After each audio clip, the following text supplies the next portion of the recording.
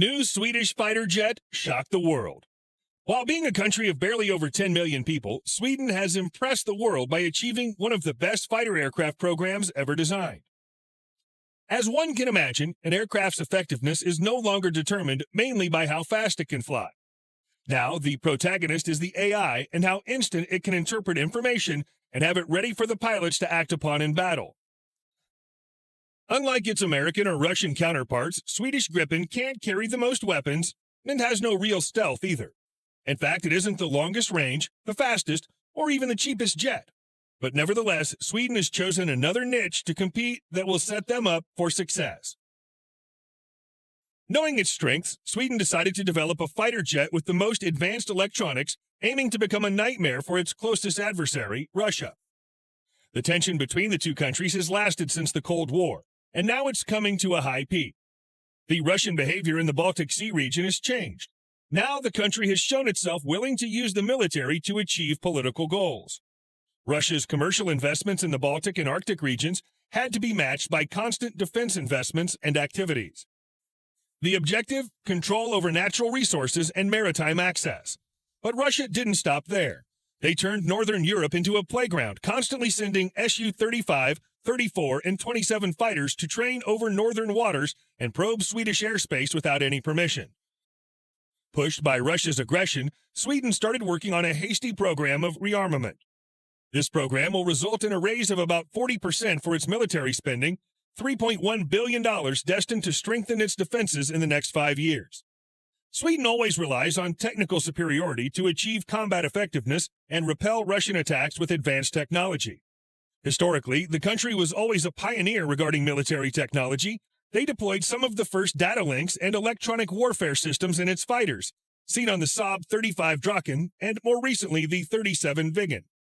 That combination of aircraft combat performance, pilot tactics, cost, and availability were all baked into the JAS-39 Gripen.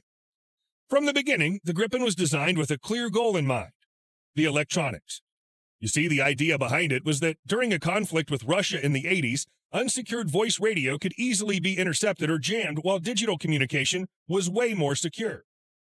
The first data sharing between aircraft and ground stations via radio included tactical information such as the speed and altitude of the target or the direction to it, shared as a point on a radar scope. The Gripen was designed to be a relatively small aircraft of about 6 tons when empty. At the time, this was risky because computer technology meeting performance and miniaturization in 1982 just didn't exist yet. This stripped-back design also helped.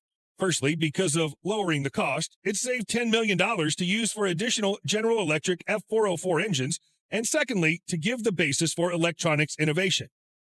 The first planned 60 Gripen series was released in December 2020 and handed over to the Swedish Air Force. The Gripen E has an overall length of 15.2 meters, a wingspan of 8.6 meters, and a maximum takeoff weight of 16.5 tons. The aircraft's top speed is Mach 2 at high altitude, and its turnaround time is only 10 minutes in air-to-air configuration. Its internal fuel tanks have a total combined capacity of 3.4 tons, which means an approximately 40% upgrade compared to those of its former version, giving the Gripen an extended range for the flight. Saab also increased the fighter's payload by adding the 2 additional hardpoints, new sensors, and weapons. Now the Gripen E can carry up to 7 MBDA Meteor Beyond Visual Range air-to-air missiles. It also features the Leonardo ES-05 Raven active electronically scanned array radar and the Leonardo Skyward G infrared search and track sensor. Not less important, the new electronic warfare system features a 360-degree spherical missile approach warning system, and it's also a formidable aircraft in more traditional respects. Agile, fast, capable of cruising at supersonic speeds without afterburners, even when carrying external weaponry and fuel tanks. And because of its smaller size, it has a smaller radar cross-section as well. What does this mean? Well, you have to get closer to it or put out more energy from your own radar to be able to detect a Gripen. Because of that, the Gripen can get closer before launching its own missiles, securing a few more kilometers of effective range. To be clear, even with all these features, it's still not enough to compete with the US or Russian fighters in traditional ways, but Sweden has still one more promising feature prepared. For the side of Russia, its Sukhoi fighters have this well-earned legendary status for their ability to outmaneuver U.S. fighter jets in dogfights while pulling off dangerous and aggressive stunts in the air. The Su-57 has two side-facing radars mounted below the cockpit on the aircraft's cheeks, a feature that was long promised for the F-22, but to this day, it has never been delivered. At first glance, the utility of these radars is clear. They provide a far greater detection field that enhances situational awareness for the Su-57's pilot. But with these basic advantages aside, the radars also allow the Su-57 pilot to execute a beaming tactic much better than nearly any other fighter out there.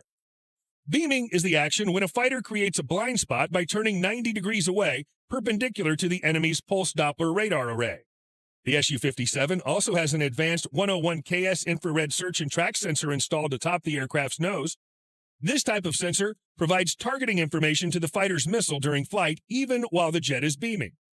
But above all else, what stands out with the Su-57 is the possibility to operate and persecute targets while staying electromagnetically silent and giving off no radio emissions. You can imagine how big of a deal this is by comparing it as being hard to detect on a radar these days.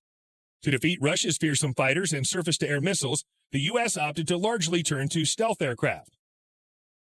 One of the most challenging goals, and the key to its stealth, is to approximate the aircraft's temperature with the surrounding atmosphere as closely as possible to eliminate any detectable difference. But stealth costs a fortune and must be built into the shape of the plane. If Russia somehow cracks the code of detecting stealth-shaped fighters, the U.S.'s F-35 and all the effort it takes to build would turn obsolete. So with this in mind, Saab took a different and cheaper approach to compete with Russian fighters and its missiles.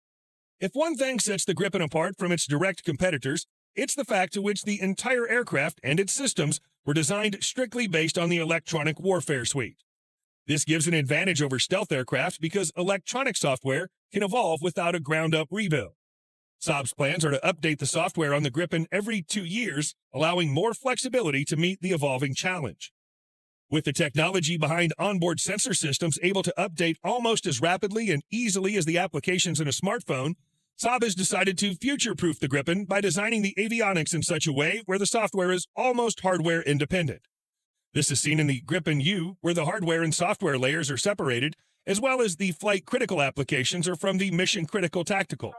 So to put it in perspective, you'll be able to upgrade your $30 million Gripen as easily as your $700 iPhone. Also, without stopping there, you can additionally install customized apps from different countries as well. As the threat environment quickly changes, one can adapt and make changes in a much faster way as well, while the competitors are busy building totally new fighters from scratch. With AI electronics, the pilot can also select customized automation levels that go from fully manual systems up to completely automatic pilot. Think about it. This means that the pilot can decide if they want to monitor and manage everything, or opt to accept at will the system's suggestions regarding weapons and maneuvering. The technical information is shared and displayed at the exact moment, enabling quick and precise decision-making while taking some pressure off the pilot at the same time. Ultimately, this will allow them to be in control intuitively and overcome their competitors in timing. Alongside its impressive avionics, the Gripen E provides some very high-end sensors, being the first fighter aircraft to feature an AESA radar mounted on a rotating repositioner or swash plate. What this does is to enable the electronically scanned antenna to be skewed to the left and to the right in order to increase its field of view when normally it's fixed in a forward position. A pilot can now turn away from the target more than 90 degrees and still keep it kicked in its radar range. This is especially powerful when combined with the Meteor air-to-air missile.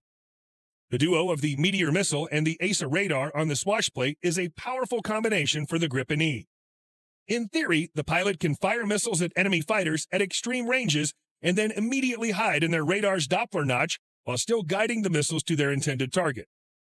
The Gripen was built to rise as a true multifunction aircraft in all aspects.